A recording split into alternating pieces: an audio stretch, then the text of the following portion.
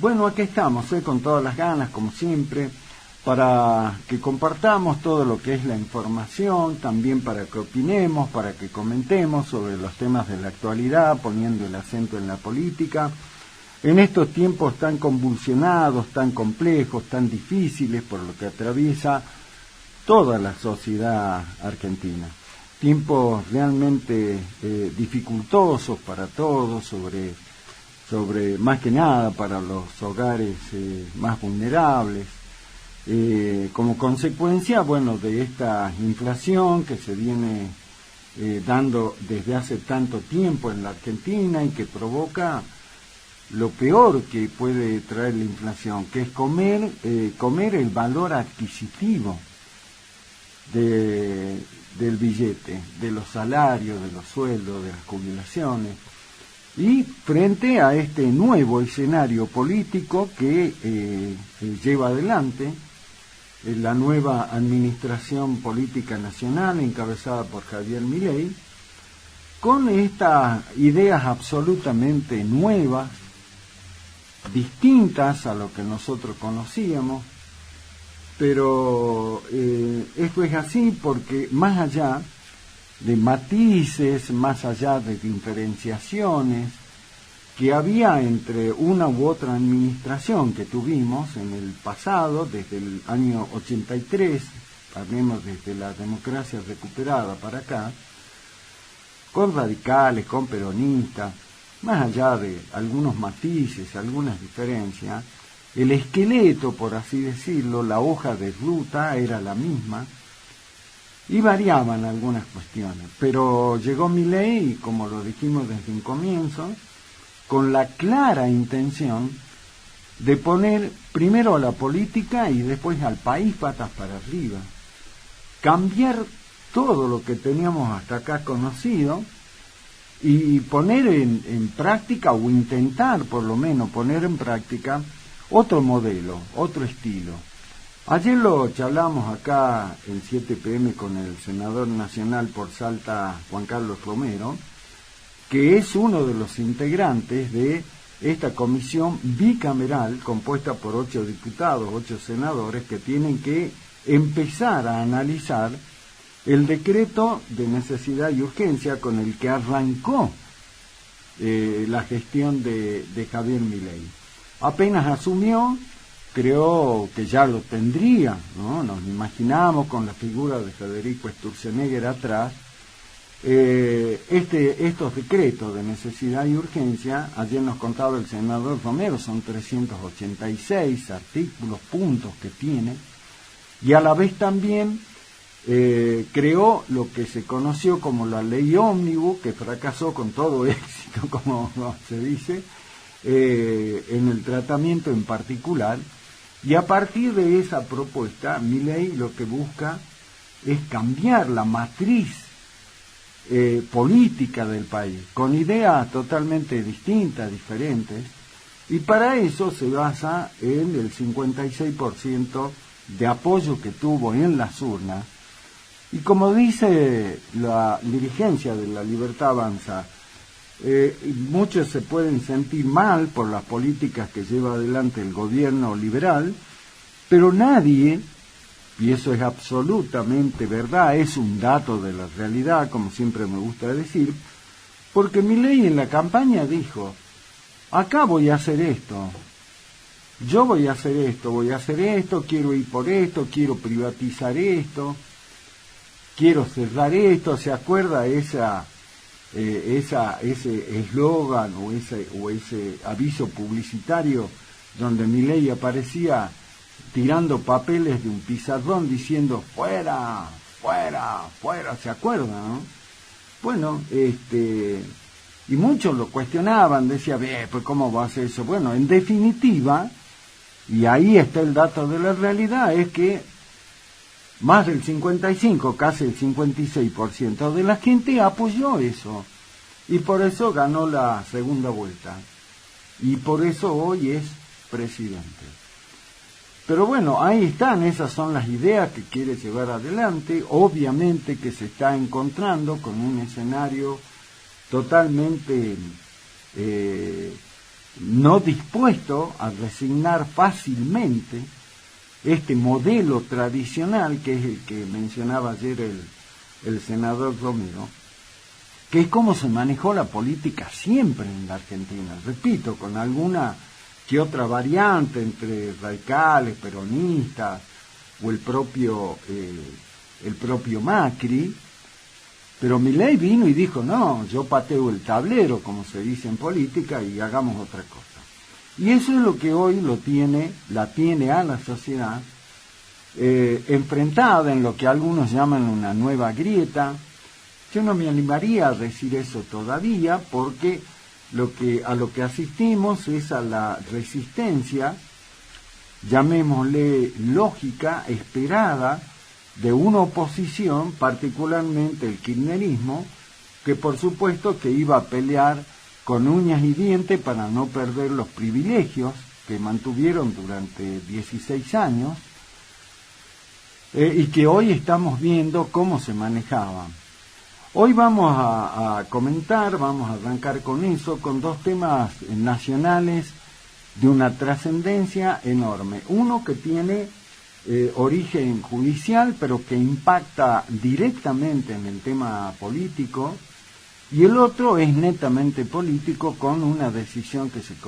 conoció hace rato, o esta mañana mejor dicho, que ya tomó el presidente Milei. Uno tiene que ver con un tema que es absolutamente importante para nosotros. Cuando digo nosotros es para quienes vivimos en el interior, vivimos en las provincias. Uno de los temas, y arranco por ahí, uno de los temas que más rechazo tuvo apenas se inició la gestión libertaria del presidente Milei fue la decisión que tomó el presidente de quitar, de frenar, de no enviar más lo que se conocen como los subsidios al transporte público. ¿Pero para dónde? Para el interior, no así para el AMBA. Ahí fue el primer choque, el primer encontronazo que tuvo el presidente con los gobernadores, porque entendían que esto iba a provocar serios problemas en lo que es la prestación de este servicio esencial, importantísimo en el interior, y ahí fue el primer choque. Después se sumó todo este tema del fondo de incentivo docente y otros recursos que dejó de enviar la Nación a la provincia. Ayer lo comentamos, lo dijo el ministro de Economía, Di Marzur. Más de 12.800 millones de pesos son lo que la Nación dejó de enviarle a la provincia para atender un montón de temas como el tratamiento de las enfermedades oncológicas y otras cuestiones, el incentivo docente, pero muy particularmente con el tema del transporte, el subsidio al transporte, no es una cuestión nueva para el interior. Nosotros acá en 7pm, también en nuestro diario web, en el portal danielsanmoral.com.ar, es un tema que lo venimos tratando desde hace muchísimo tiempo,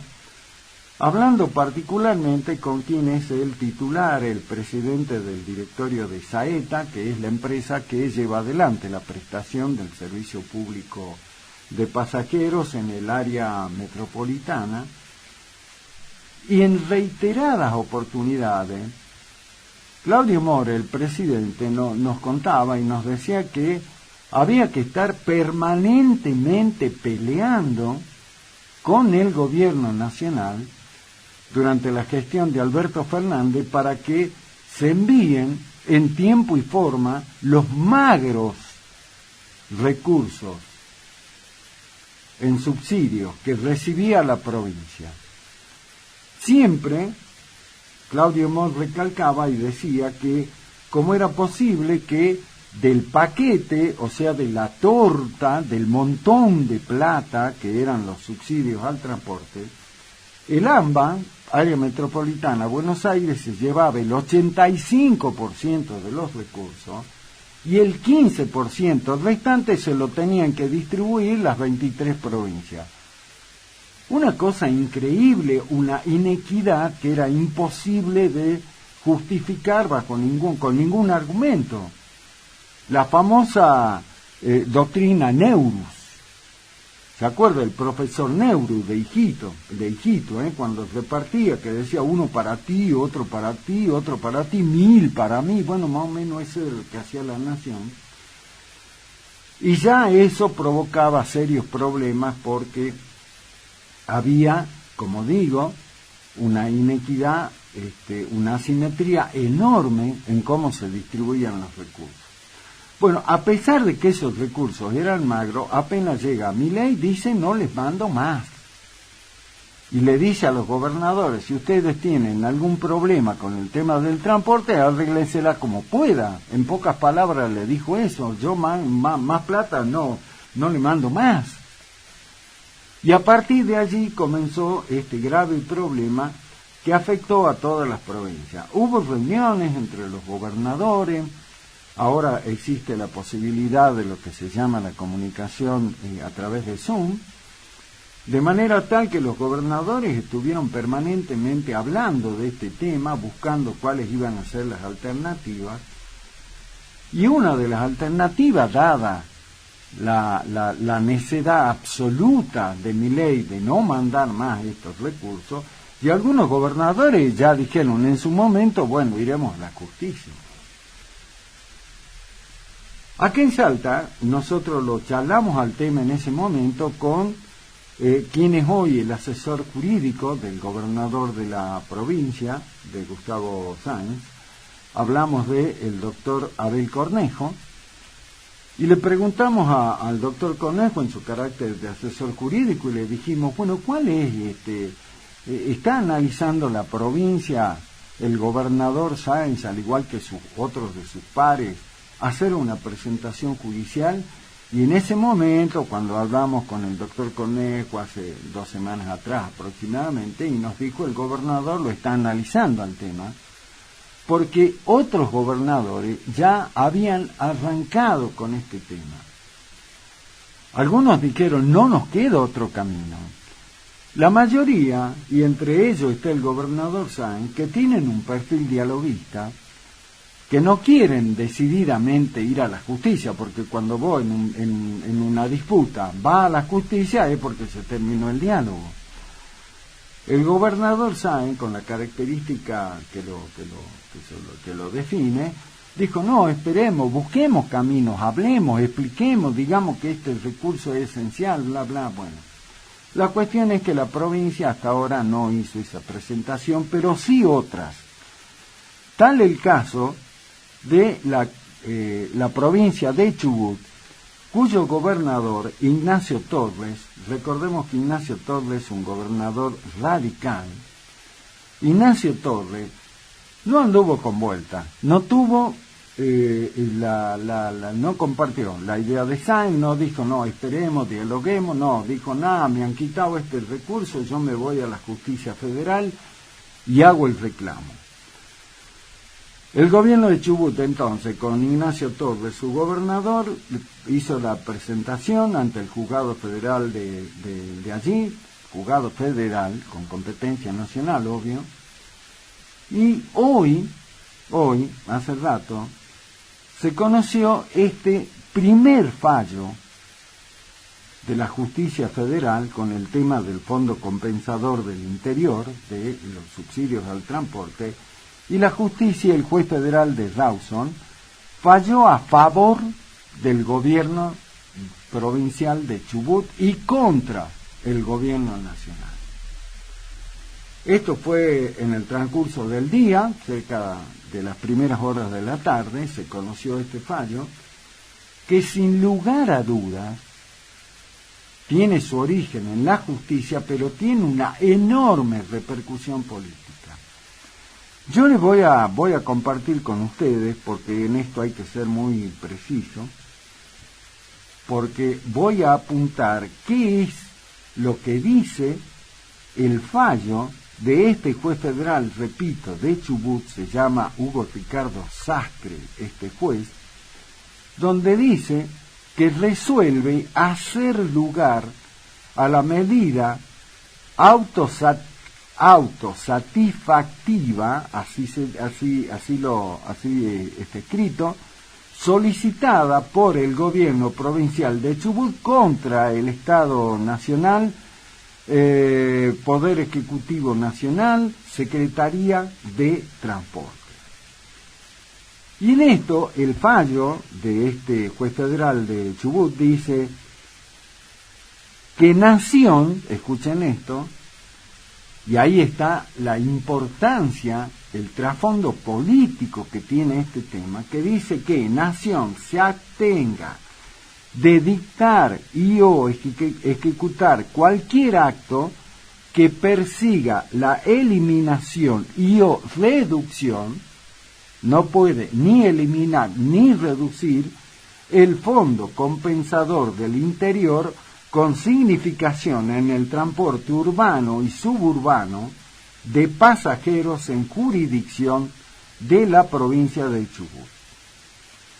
El fallo también dice que esta fue una quita intempestiva que vulnera principios de buena fe y lealtad federal que rigen el federalismo de concertación. Como digo, este es un fallo de un juez federal y por supuesto que tiene la connotación nacional. ¿Y a dónde está la importancia, la enorme importancia política que tiene? Porque como se dice en la justicia de siempre, este fallo del juez federal de Chubut, repito el nombre, Hugo Ricardo Sastre, que es juez federal de Rawson número 1, sienta jurisprudencia en este tema. Sin lugar a dudas que por más que el fallo del doctor Sastre se remita a la presentación particular específica del gobernador de la provincia de Chubut, sienta jurisprudencia nacional. ¿Eso qué quiere decir? Que el resto de las provincias, con la argumentación jurídica que hace este juez federal, las otras provincias van a decir, bueno, pero si hay un fallo ya establecido, nos tienen que aplicar la misma medida a nosotros. ¿Cómo será que esto es así? Que esto, como digo, se conoció hoy, en las primeras horas de la tarde. Ya a esta hora, el gobernador Güeretilneck de Río Negro ya dijo que va a hacer la misma presentación ante la justicia federal usando como base para el reclamo el fallo del juez de Rawson de Chubut, del juez federal. Nos imaginamos que esto va a hacer el efecto cascada, como se conoce, donde la mayoría de los gobernadores van a decir, bueno, pues ya tenemos la jurisprudencia, ya tenemos el antecedente de Chubut, entonces vamos nosotros también ahí, hagamos también la presentación para que, como dice el juez, no se le niegue el envío, que sigan mandando el subsidio, que no se puede cortar y tampoco reducir. Sin lugar a duda, esto lo charlamos cuando hablamos acá del tema con el asesor jurídico del gobernador de Salta, el doctor Abel Cornejo, y le planteamos el tema, le dijimos, bueno, en el caso de que porque en ese momento los gobernadores estaban analizando si iban por vía judicial. Y lo que le decíamos, le preguntábamos al doctor Conejo, era que si a alguno de los gobernadores le hacía la presentación y le salía favorable, esto significaba que el gobierno nacional le iba a tener que enviar a las provincias todo lo que no le envió desde el mes de diciembre, y que nosotros acá lo escuchamos como reclamo permanente, no solo del titular de Saeta, sino del propio gobernador, que ayer estuvo haciendo declaración y dijo, al no tener el subsidio, tenemos que llevar el boleto a 1.000 pesos en Salta. Entonces, esto es tiene un enorme impacto político, es el primer fallo judicial contra el gobierno de esta envergadura, que implica,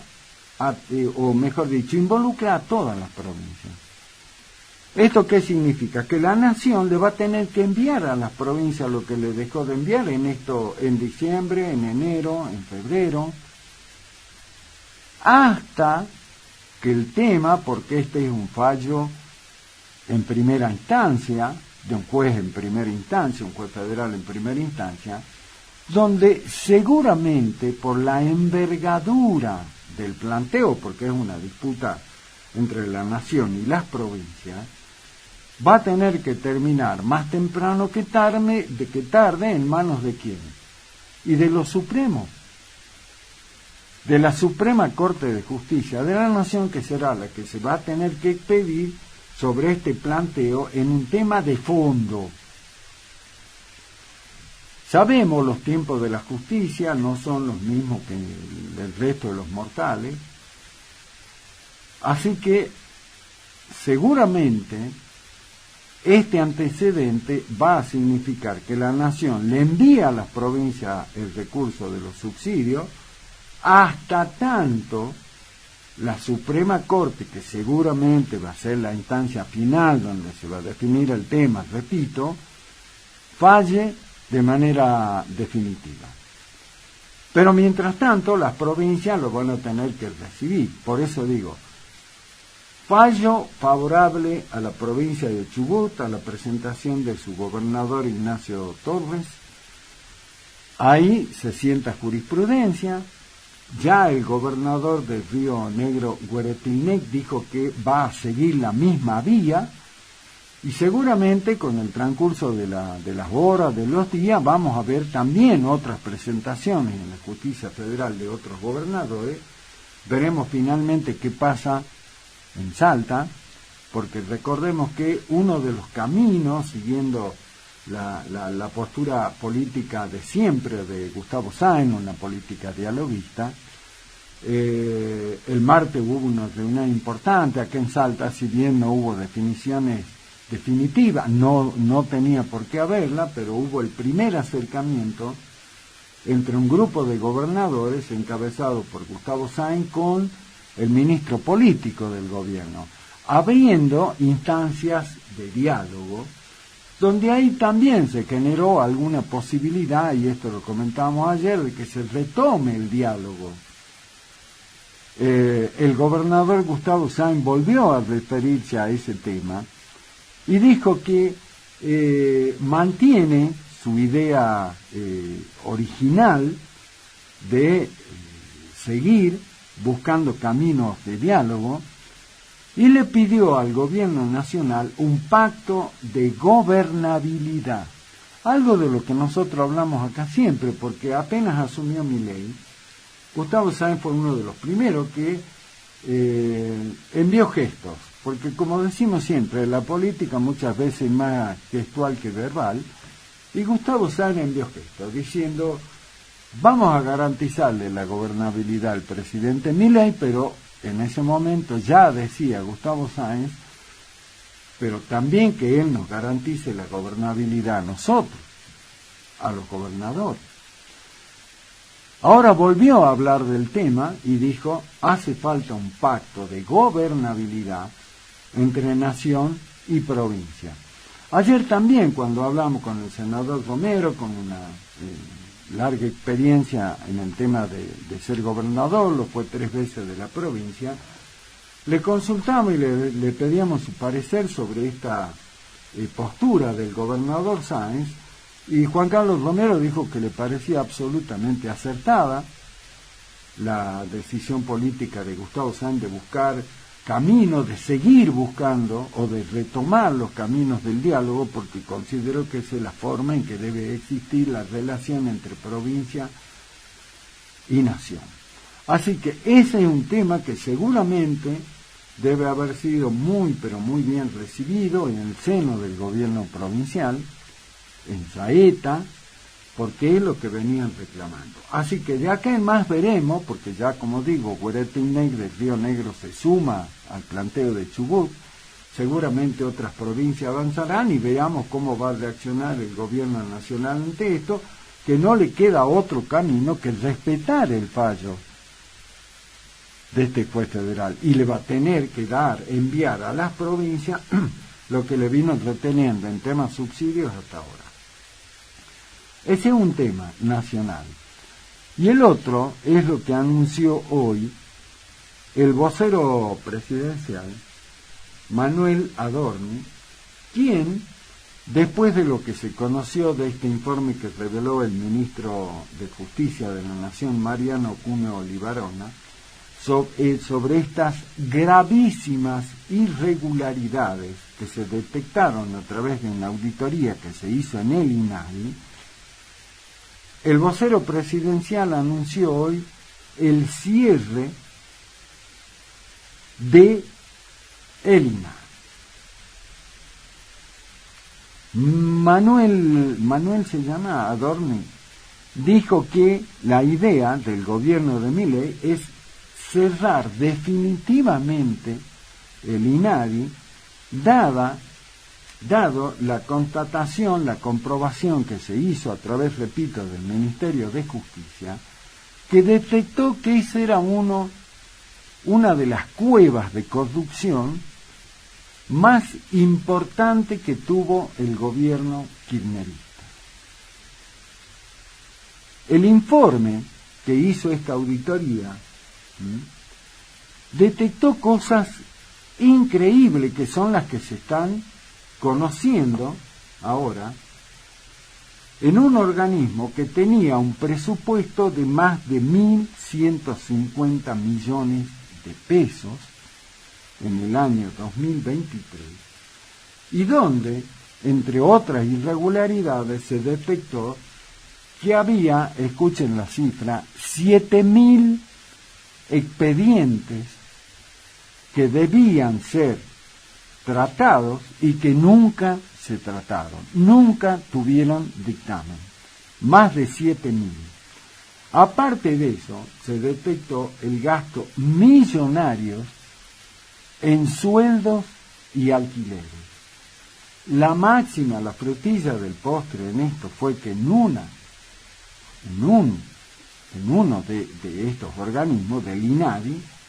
se detectó que funcionaba una cueva de dinero, la famosa cueva para hacer cambio de dólares,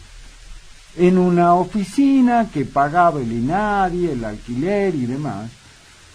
Algunos tipos de ahí, que tampoco laburaban en el INADI, pero que cobraban en el INADI, funcionaba como una mesa de dinero trucha, la famosa cueva. Increíble, era indudablemente una de las cuevas donde se refugiaba el kirchnerismo, la cámpora, para tener un lugar donde saquear a gusto y paladar, y para desde allí, bueno, generar la política, con aquellos que cantaban, acá están los pibes para la liberación, ¿se acuerdan? Toda la parafernalia de los Nakam Pop que les respondían a Máximo Kirchner. Bueno, eso fue lo que se detectó en esta auditoría, que todavía sigue la investigación, que repito, la llevó adelante el ministro de Justicia, y a partir de este primer informe que se hizo sobre el tamaña cantidad de irregularidades, millones y millones de pesos gastados, nadie sabe en qué, es que el presidente tomó la decisión, y así lo anunció el vocero presidencial, de cerrar definitivamente el INADI. Esto, por supuesto, que genera opiniones de un lado y del otro. Ya desde el kirchnerismo se dijo que el presidente no lo puede cerrar por decreto, que tiene que ser tratado por el Congreso. De todas maneras, hoy lo cierto es que el presidente tomó la decisión política de cerrarlo al INADI, y después habrá que discutir si está bien o mal, si tendría sentido que siga funcionando o no. Pero la verdad es que hoy Milei tomó esta decisión, que por supuesto tiene una enorme repercusión también en lo que es el tema político nacional. Y lo tercero, que también es muy pero muy importante en el ámbito nacional, tiene que ver también con el tema de otra irregularidad impresionante que se detectó a través de auditoría y que se van, como se dice en la calle, destapando las ollas, y ahora se supo que Juan Grabois,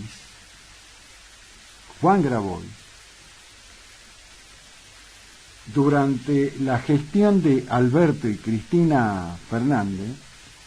manejó una caja descomunal de plata. Descomunal de plata.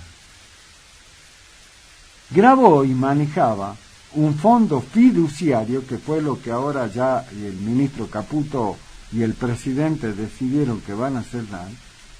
y a través de un documento que ya está perfectamente documentado, valga la redundancia, se conoció que Grabois, a través de este fondo fiduciario, registró gastos, escuche la cifra, por más de 1.244 millones de dólares. 1.244 millones de dólares manejados a través de el FISU, que es el Fondo de Integración Social Urbana, que era un sello de goma, para justificar el manejo de tamaña cantidad de recursos a través de este fondo fiduciario, que fueron los que, con el aval de Alberto Fernández y de Cristina Kirchner, Grabois en estos 4 años manejó la friolera de 1.244 millones de dólares, que a dónde fueron a parar, y obviamente al bolsillo de la cámpora y de todo lo que rodeaba a la figura de Alberto y Cristina Fernández. Todo esto está documentado, por eso es que se abrió esta tremenda y amplia investigación, y que sin lugar a dudas justifican plenamente la decisión de Milei de ponerle fin a estos fondos fiduciarios, que en verdad eran cajas negras, cajas sin fondo, con millones y millones de dólares, de pesos, que la manejaban a sus anchas, sin ningún control, y que ahora están saltando a la luz. Los 3 temas importantísimos de hoy: el tema de el fallo a favor de la provincia de Chubut con los subsidios, lo que hablamos del INADI, y estos fondos que manejaban sin ningún tipo de control 1.244 millones de dólares en 4 años, Juan Grabois.